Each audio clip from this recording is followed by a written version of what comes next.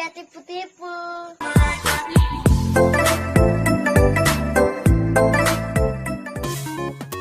Halo para kocokologi, apa kabar? Masih pakai tangan? Apa udah pakai tangan teman? Nah, jangan lupa tetap jaga imun biar Imron tetap tegak.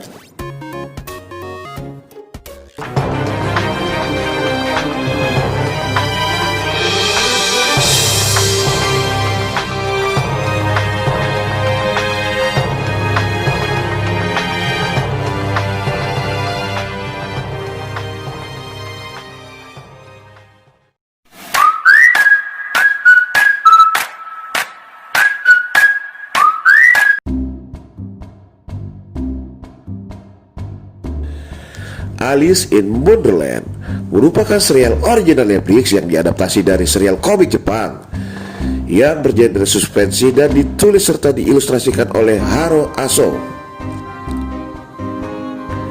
Berpusat pada karakter utama bernama Arisu, seorang pemuda pengangguran yang tinggal di Tokyo.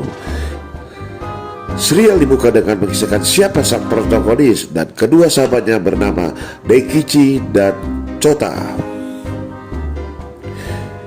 Ketiganya tengah menghadapi kebosanan dan ketidakberuntungan di hari yang sama dan memutuskan untuk menghabiskan waktu di Shibuya bersama-sama. Ketika mereka mencoba melarikan diri dari polisi dan bersembunyi di sebuah bilik toilet umum, Arisu, Daikichi, dan Chota tiba-tiba melihat jalan Shibuya yang ramai berubah menjadi sepi, tak ada seorang pun. Begitu juga dengan daya listrik dan sinyal ponsel. Misteri semakin dalam saat malam tiba. Berada dalam kebingungan, tiba-tiba sebuah pesan misterius menuntut ketiganya ke sebuah permainan bertahan hidup atau yang sering disebut survival game. Pertama, mereka secara tidak sengaja dan acak, instruksi diteruskan ke masing-masing pemain melalui ponsel pintar khusus dengan taruhan yang sangat tinggi, yaitu nyawa mereka. Meskipun para pemain enggan, mereka harus beradaptasi dalam permainan apapun yang ditugaskan demi bertahan hidup. Setiap permainan ditandai dengan kartu truk, di mana angkanya menunjukkan tingkat kesulitannya, sedangkan coraknya menunjukkan jenis permainan yang akan diikuti, mulai dari permainan yang mengandalkan kekuatan fisik, logika, hingga perasaan. Arisu, pemuda yang menghabiskan sebagian besar waktunya bermain video game, dengan cepat mulai mengenalkan logika yang mendasari desain game. Ia bersama Karube dan Chota kemudian berhasil melewati sejumlah permainan. Petualangan Arisu kemudian mengantarkannya ke pemain lain yang juga menemukan diri mereka terdampar di ibu kota yang sepi.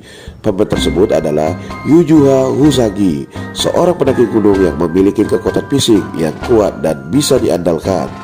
Disutradarain oleh Shinsuke Sato, Alice in Wonderland agak mirip dengan film seri Gantz yang juga ia sutradarin sebelumnya. Namun, Alice in Wonderland memiliki elemen cerita dan teka-teki yang menarik untuk diikuti dan dipecahkan bersama-sama. Lihat para pemain yang bahkan tidak tahu bagaimana mereka bisa masuk ke dalam situasi yang kacau ini, membuat penonton merasa ikut berada di situasi yang sama dan gregetan untuk segera menyelesaikan rangkaian permainan yang secara acak diberikan. Mulai dari beragamnya level dan jenis permainannya, hingga mencari tahu dalam dari dunia permainan yang identik dengan koleksi kartu remi. Selain ceritanya yang menarik dan membuat penasaran, serial ini juga memiliki sederetan pemain film papan atas Jepang. Kanto Yamazaki membuktikan dirinya merupakan salah satu aktor muda yang menjanjikan bagi industri dunia film Jepang. Yamazaki telah membintangi banyak genre film beberapa tahun belakangan ini, mulai dari film aksi kidok dan film drama. Gekijou, penampilan di Alice in Wonderland mampu menimbulkan kedekatan emosi yang kuat, baik untuk para lawan main hingga audiens yang menonton dari layar kaca mereka. Secara keseluruhan, serial memiliki judul bahasa Jepang Imawa no Kuni no Arisu. Ini merupakan tontonan yang intens dan segar, baik bagi para pecinta maupun bagi mereka yang awam dengan serial manganya. Serial dengan rating R21 ini memiliki cukup banyak tokoh, namun cerita di balik diri mereka maupun diceritakan dan dikembangkan dengan baik oleh sutradara Shinsuke Sato. Selain visual yang luar biasa, plot cerita yang menegangkan ini pasti sangat menarik karena membuat penonton tidak bisa berhenti bertanya-tanya apa yang akan terjadi pada Arisu selanjutnya. Namun perlu diingat sekali lagi bahwa serial ini memiliki rating R21 untuk visual dan bahasanya yang vulgar dan cukup gore, sehingga memang lebih cocok untuk ditonton oleh audiens yang cukup umur.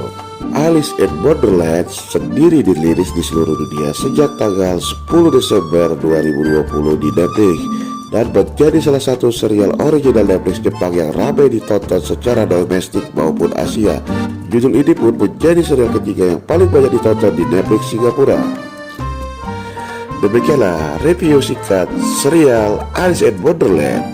Semoga bermanfaat untuk Anda. Sebelum menonton film serialnya, terima kasih telah mau mendengar alur cerita film dari kami. Jika kalian suka dengan konten kami, berilah kami like. Dan jika kalian baik hati, boleh dong di-share video ini dan nyalakan lonceng biar kami tetap ada di sini.